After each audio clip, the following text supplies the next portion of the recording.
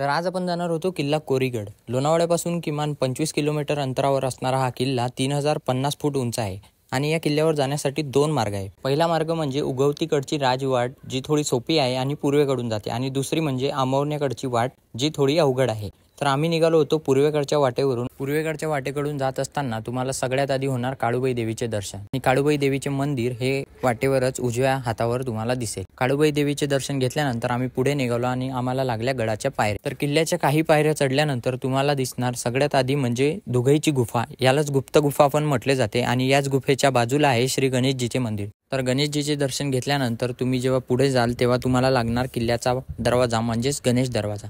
गणेश दरवाजातून आत गेल्यावर सगळ्यात आधी तुम्हाला होणार महादेवाचे दर्शन, आणि महादेवाच्याच मंदिराजवळ 4 तोफा ठेवलेल्या आहेत. महादेवाच्या मंदिराच्या मागे 2 मोठमोठे तळे आहेत. आणि त्यानंतर आम्ही निघालो किल्ल्याचे राजवाडे बघण्यासाठी. तर राजवाडे बघायला जात असताना आम्हाला दिसली की किल्ल्याची तटबंदीचे बांधकामे सुरू होते, आणि किल्ल्याची तटबंदी ही सुमारे 1.5 किलोमीटर पसरलेली आहे.